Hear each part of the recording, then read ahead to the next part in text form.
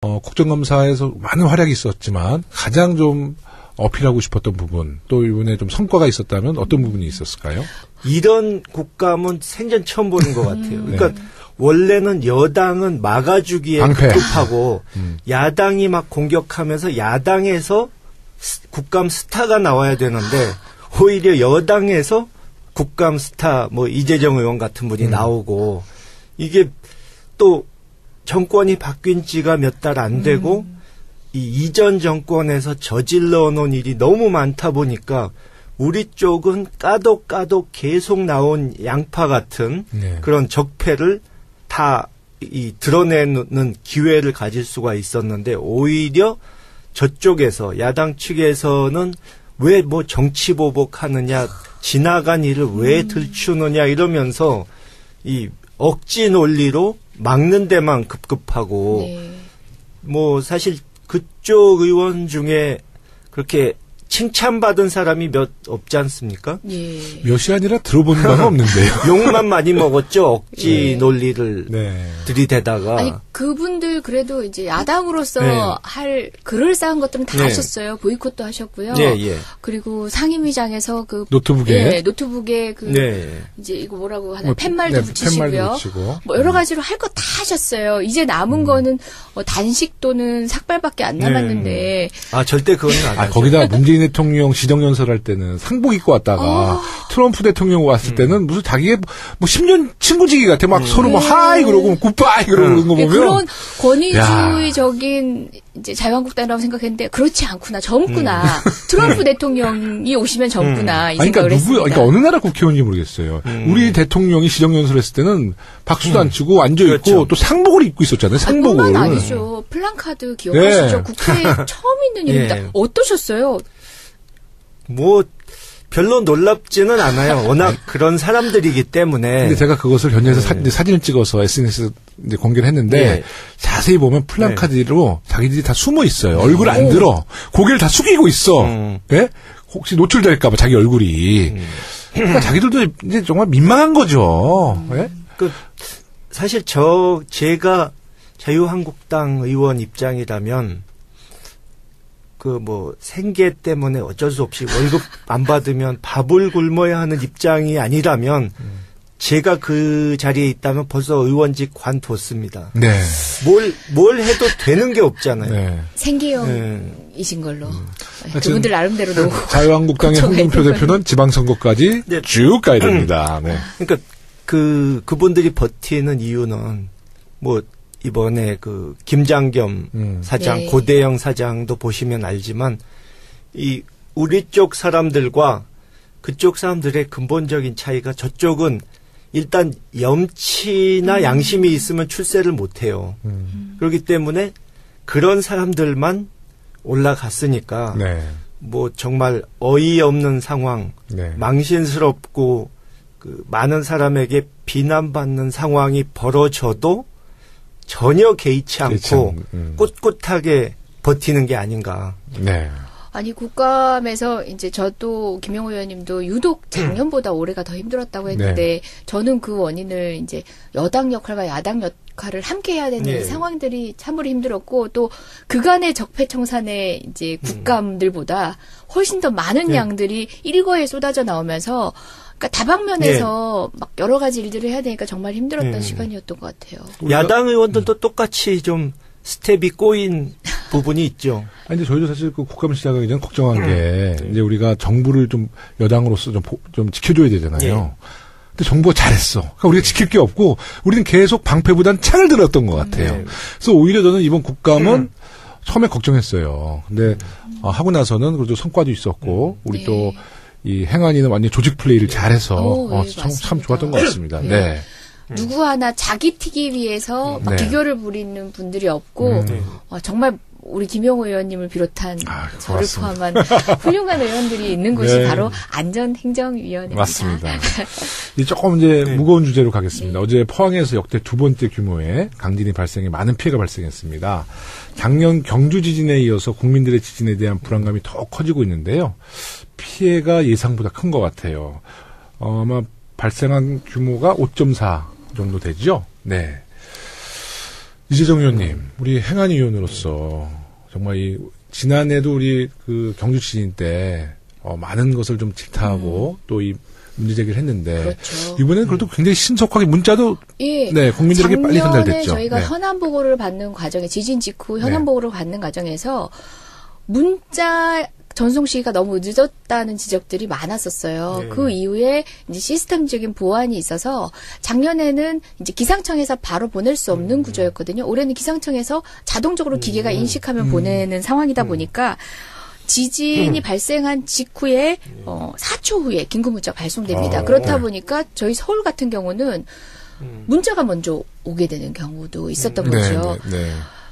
문자를 보고 어쨌든 간에 그 상황에 대해서 알게 된다는 것 자체가 어떤 안심이 되기도 하고 네. 향후 상황에 대해서 대처할 수 있는 어쨌든 판단 기준이 되기 때문에 그 부분만큼은 정부를 칭찬해 주고 싶었습니다. 확실히 달라졌어요. 예, 네. 그런 부분은 달라졌어요. 다만 저는 이제 지진에 있어서 우리나라가 안전하지 않다는 얘기를 이제 작년부터는 하기 시작했잖아요. 특히 뭐 활성단층, 양산단층이 활성단층이다라는 얘기는 몇십 년 동안 부인해 오던 거 아닙니까? 그렇습니다. 예, 그곳에다가 원전을 굉장히 많이 지어가면서 끝까지 부인해 왔던 거고 심지어 원자력 이제 마피아 세력들에 의해서 연구들이 개발되다 보니까 대부분 활성단층이 아니다라는 식으로의 논문들만 나오기 시작합니다. 그렇습니다. 우리나라에서는. 네. 근데 일본에서는 네. 어때요? 활성단층이라고 얘기를 하잖아요. 제가 한번 조사를 해봤더니 조사가 아니라 이렇게 간단한 리서치를 해봤더니 네. 우리는 이미 연구 기록들이 다 있었더라고요. 네. 조선시대 그리고 또 우리 그 역사가 있은 이래로 기록된 네. 리히터 규모 6.4 이상으로 추정되는 지진이 29번이나 있어요. 서울에서도 6.4 이상 지진이 발생한 적이 여러 번 있을 정도입니다. 네. 그러니까 이번보다 훨씬 더 큰 규모죠. 그 한반도에서 높은 지진 활동이 일어난 시기가 조선시대 서울 쪽에서는 좀 몰려 있었고요. 네. 뭐 거의 1400년대 2번, 1500년대 3번, 1700년대 2번, 등등 그 규모가 큰 6.4 이상의 큰 지진이 이렇게 6.4는 뭐 빈번했었어요. 그리고 동남쪽 특히 지금 우리가 많은 우려를 가지고 있는 울산, 원전지대 포항. 그렇죠. 네. 이번에 네. 포항을 포함해서 경주 부근에서도 리히터 규모 6.4 이상 대규모 지진이 발생한 해가 거의 다섯 번 정도 있었고요. 역사서에 실제 100여 명 넘게 죽었다, 집이 무너졌다, 이런 기록이 있습니다. 울산만 하더라도 6.7 추정되는 지진이 발생되기도 했습니다. 물론 이런 현대의 과학기술로 측정하는 치로서 정확히 측정한 건 아니지만 묘사된 것으로 추측되는 그러니까 큰 지진은 리히터입니다. 있었다는 것은 확인이 그렇죠. 된 거죠. 네. 추측되는 리히터를 보면은 그 정도 규모의 지진들이 이 정도로 다발적으로 있었다는 얘기는 사실상 우리는 눈 감고 있었지만 이미 알고 있었어야 마땅한 거였죠. 네. 그러니까 사실 제가 어릴 때부터 이렇게 쭉 살다 보면 지진에 대한 어떤 공포를 느껴본 적이 거의 없잖아요. 그렇죠. 예, 제가 타이완에 있을 때는 한번 큰 지진을 정말 경험이 있었는데, 그러니까 우리가 교육 같은 것도 안 받으니까 그 지진이 타이완에서 굉장히 강도 높은 지진이 왔거든요. 매뉴얼에 대해서 전혀 배운 적이 없잖아요. 그래서 제가 굉장히 놀랐던 적이 있는데, 지금 내진 설계가, 정말 걱정이니까, 원래 우리가 제 기억으로는 1988년부터 내진 설계가 의무화돼 있었을 거예요. 네. 하지만 지금, 우리 이번에, 포항 지진 정도가 만약에 수도권에, 만약에 발생했다면, 정말 걱정이죠. 근데 내진이라는 것은 내진 설계를 이미, 준공되고 완공된 어떤 빌딩이나, 고가도로나, 그 내진 설계를 다시 좀 보완하려고 그러면 또 엄청난 예산이 사실 들잖아요. 네. 이번 포항 지진이 이제 규모가 엄청난데도 불구하고, 그래, 다행스럽다고 해야 될까요? 이제 사망자가 없고, 일단 부상자 역시도 이제 한 이 60 규모에 이요? 비해서, 네. 규모에 비해서는. 중상은 별로 없죠. 네. 적은 편이죠. 근데 지금 현장에서 보내온 사진을 보니까 그 고등학교 화장실 사진이 있는데요. 위에서 벽돌이 떨어집니다. 그래가지고 좌변기가 깨져요. 네. 거기에 여학생이 있었다고 상상을 해봐요. 네. 사실상 그때가 이제 예비 소집 때문이었죠. 그러니까 네. 예비 소집 때문에 학교가 통상적인 방식으로 활용되고 있지 않았기 네. 때문에 어떻게 보면은 학생들의 피해가 적었을 수도 있는 거죠. 그 대학교도 그 건축물 이렇게 무너지는 거 그 동영상 떴잖아요. 네. 많은 분들이 그게 영화의 한 장면인 줄 오해되는데 현실로 그런 지진의 피해가 이제 우리 곁을 오니까 굉장히 불안해합니다. 그래서 그런지 이제 어저께 지진 발생 이후에 정부에서 수능 시험을 연기했어요. 네. 아주 신속한 결정이었고요. 그 일주일 후로 연기를 했습니다. 이에 대해서 어떻게 생각하세요? 많은 이제 수험생과 이제 가족들은 네. 걱정을 하고 있죠. 네. 뭐 아무래도 그 지역의 학생들이 피해 지역의 학생들이 이제 좀 안정을 되찾을 시간을 얻어야 되고 좀 수습이 돼야 하니까 연기한 것은 너무 뭐 당연한 결정이죠. 굉장히 신속히 결정했어요. 네, 또 하루 전이니까 신속하게 할 수밖에 없죠. 네. 만약에 오늘도 지금 여진이 계속되고 있거든요. 네, 만에 네. 하나 수험생들이 오늘 그냥 수험을 받다 그러면 시험을 받다 그러면 여진 속에서도 얼마나 공포스럽겠어요. 아니, 시험 치를 수 있겠어요? 시험만 하더라도 공포스러운데 네. 그런 긴장감을 유지하면서 심지어 안전하지 않은 그러니까 전체 13개인가 12개의 수험 장소 중에 10개 정도가 위험한 상태라고 합니다. 네. 사실상 그곳에서 어떻게 시험을 보겠어요. 그렇죠. 전국의 다른 곳에 계신 수험생들은 사실 끝까지 에너지를 이렇게 응집했다가 이제 풀 준비를 하고 있다가 갑자기 미뤄지니까 허탈감도 들고 좀 체력 안배가 쉽지 않다라고 이제 불만을 토로하는 분들도 일부 있긴 하지만 전체적인 형평성을 생각했을 때는 적절한 조치가 아닌가 생각합니다. 네, 이건 뭐 천재지변이니까 어쩔 수가 없죠. 근데 가족들의 걱정은 이제 이런 문제겠어요. 수능 시험을 대비해서 이제 그 수험생들이 컨디션을 잘 유지해야 되잖아요. 그래서 이제 16일 날 이제 컨디션을 잘 유지했는데 이제 이게 또 연기 일주일 되면 컨디션이 조금 바뀔 수가 있잖아요. 또 뭐 그 시험 전날 마지막 공부하고 참고서 불태워 버리는 사람들이 있잖아요. 네, 그런 이제 분들의 이제 그 수험생과 가족들이 또 이 연기한 것에 대해서 약간의 불만의 목소리가 있을 수는 있어요. 하지만 제일 중요한 거는 우리 아이들의 안전. 네, 그렇습니다. 그래서 조금 불편하고 마음이 언짢더라도 정말 국민들의 안전과 수험생의 안전을 위해서 우리 정부가 신속하게 날짜를 좀 연기한 거에 대해서는 널리 좀 이해 좀 해주셨으면 좋겠습니다. 그렇죠. 뭐 예를 들어서 큰 군중이 모이는 큰 행사나 이런 게 있는데 거기에 지진이 났다 이러면은 굉장한 혼란이 올 수도 있는 상황이었죠. 네, 맞습니다. 그래도 뭐 지진이라는 게 자연재해고 예측할 수 없는 상황에서 맞닥뜨려야 된 재난이다 보니까 이제 정부로서도 최선의 조치를 다하지만 어쩔 수 없는 피해들이 지금 발생했습니다. 그렇습니다. 그래서 이후 복구를 위해서는 아끼지 않는 지원을 할 생각이고요. 뿐만 아니라 이제 문자를 통해서도 여러분들께서 확인하셨겠지만 정부 내부 시스템도 굉장히 발빠르게 움직이고 있었습니다. 1분 단위로 유관부처, 이제 청와대 총리실 막 보고 전달되고 뭐 대책본부가 예전과는 다르게 그러니까 허울뿐인 대책본부가 아니라 사실상 모든 피해 집계나 이제 관련 대응에 대해서 조치를 일괄해서 컨트롤 타워가 돼서 하고 있거든요. 지금도 남은 여진이 염려되시겠지만 국가가 충분히 이제 사전 정보를 통해서 여러분과 함께 대응해 나갈 수 있도록 지금 발빠른 대처를 하고 있으니까 국가를 신뢰하시고 함께 위기를 극복했으면 좋겠습니다. 그 포항 지진 소식을 문재인 대통령께서는 그 귀국하는 그 비행기 기내에서 소식을 접하고 바로 청와대에 가서 바로 이제 관계자들 다 소집해서 아마 대책을 잘 마련한 것 같습니다. 아무쪼록 이번 지진으로 피해를 입으신 포항 시민들의 피해 복구가 최대한 빨리 이루어지기를 바라고요.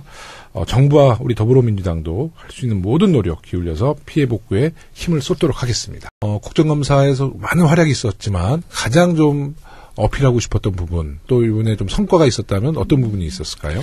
이런 국감은 생전 처음 보는 것 같아요. 그러니까 원래는 여당은 막아주기에 급급하고 야당이 막 공격하면서 야당에서 국감 스타가 나와야 되는데 오히려 여당에서 국감 스타 뭐 이재정 의원 같은 분이 나오고 이게 또 정권이 바뀐 지가 몇 달 안 되고 이 이전 정권에서 저질러 놓은 일이 너무 많다 보니까 우리 쪽은 까도 계속 나온 양파 같은 그런 적폐를 다 드러내는 기회를 가질 수가 있었는데 오히려 저쪽에서 야당 측에서는 왜 뭐 정치 보복하느냐 지나간 일을 왜 들추느냐 이러면서 이 억지 논리로 막는 데만 급급하고 뭐 사실 그쪽 의원 중에 그렇게 칭찬받은 사람이 몇 없지 않습니까? 예. 몇이 아니라 들어본 바가 없는데요. 욕만 많이 먹었죠. 억지 예. 논리를 네. 들이대다가. 아니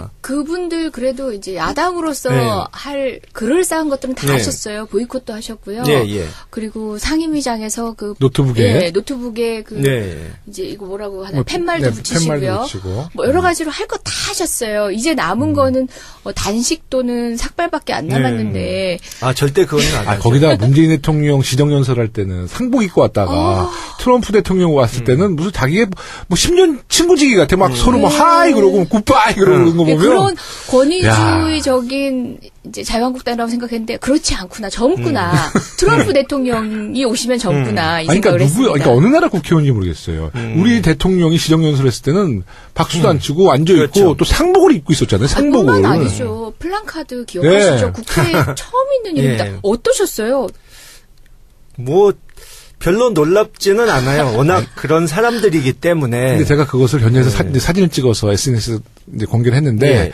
자세히 보면 플랜카드로 자기들이 다 숨어 있어요. 얼굴 안 들어. 고개를 다 숙이고 있어. 예? 혹시 노출될까봐 자기 얼굴이. 그러니까 자기들도 이제 정말 민망한 거죠. 예? 그 사실 제가 자유한국당 의원 입장이라면 그 뭐 생계 때문에 어쩔 수 없이 월급 안 받으면 밥을 굶어야 하는 입장이 아니라면 제가 그 자리에 있다면 벌써 의원직 관뒀습니다. 네. 뭘 해도 되는 게 없잖아요. 네. 생계형이신 걸로. 하여튼 그분들 나름대로 노고. 자유한국당의 홍준표 대표는 지방선거까지 네. 쭉 가야 됩니다. 네. 그러니까 그분들이 버티는 이유는 뭐 이번에 그 김장겸 사장, 네. 고대영 사장도 보시면 알지만 이 우리 쪽 사람들과 그쪽 사람들의 근본적인 차이가 저쪽은 일단 염치나 양심이 있으면 출세를 못 해요. 그렇기 때문에 그런 사람들만 올라갔으니까 네. 뭐 정말 어이없는 상황, 네. 망신스럽고 그 많은 사람에게 비난받는 상황이 벌어져도 전혀 개의치 않고 꿋꿋하게 버티는 게 아닌가. 네. 아니 국감에서 이제 저도 김영호 의원님도 유독 작년보다 올해가 더 힘들었다고 했는데 저는 그 원인을 이제 여당 역할과 야당 역할을 함께 해야 되는 네. 상황들이 참으로 힘들었고 또 그간의 적폐청산의 이제 국감들보다 훨씬 더 많은 양들이 일거에 쏟아져 나오면서 그러니까 다방면에서 막 여러 가지 일들을 해야 되니까 정말 힘들었던 시간이었던 것 같아요. 야당 의원들도 똑같이 좀 스텝이 꼬인 부분이 있죠. 아니, 근데 저희도 사실 그 국감 시작하기 전에 걱정한 게 이제 우리가 정부를 좀 여당으로서 좀 지켜줘야 되잖아요. 근데 정부가 잘했어. 그러니까 우리가 지킬 게 없고 우리는 계속 방패보단 창을 들었던 것 같아요. 그래서 오히려 저는 이번 국감은 처음에 걱정했어요. 근데 하고 나서는 그래도 성과도 있었고 우리 또 이 행안위는 완전 조직 플레이를 잘해서 참 좋았던 것 같습니다. 네. 누구 하나 자기 튀기 위해서 막 기교를 부리는 분들이 없고 정말 우리 김영호 의원님을 비롯한 저를 포함한 훌륭한 의원들이 있는 곳이 바로 안전행정위원회입니다. 맞습니다. 조금 이제 무거운 주제로 가겠습니다. 어제 포항에서 역대 두 번째 규모의 강진이 발생해 많은 피해가 발생했습니다. 작년 경주 지진에 이어서 국민들의 지진에 대한 불안감이 더 커지고 있는데요. 피해가 예상보다 큰 것 같아요. 아마 발생한 규모가 5.4 정도 되죠? 네. 이재정 의원님, 우리 행안위 의원으로서 정말 지난해도 우리 그 경주 지진 때 많은 것을 좀 질타하고 또 이 문제 제기를 했는데 그렇죠. 이번에는 그래도 굉장히 신속하게 문자도 국민들에게 빨리 전달됐죠. 작년에 저희가 현안 보고를 받는 과정에 지진 직후 현안 보고를 받는 과정에서 문자 전송 시기가 너무 늦었다는 지적들이 많았었어요. 그 이후에 이제 시스템적인 보완이 있어서 작년에는 이제 기상청에서 바로 보낼 수 없는 구조였거든요. 올해는 기상청에서 자동적으로 기계가 인식하면 보내는 상황이다 보니까 지진이 발생한 직후에 4초 후에 긴급 문자가 발송됩니다. 그렇다 보니까 저희 서울 같은 경우는 문자가 먼저 오게 되는 경우도 있었던 거죠. 문자를 보고 어쨌든 간에 그 상황에 대해서 알게 된다는 것 자체가 어떤 안심이 되기도 하고 네. 향후 상황에 대해서 대처할 수 있는 어쨌든 판단 기준이 되기 때문에 그 부분만큼은 정부를 칭찬해 주고 싶었습니다. 확실히 달라졌어요. 예, 네. 그런 부분은 달라졌어요. 다만 저는 이제 지진에 있어서 우리나라가 안전하지 않다는 얘기를 이제 작년부터는 하기 시작했잖아요. 하기 시작했죠. 특히 뭐 활성단층, 양산단층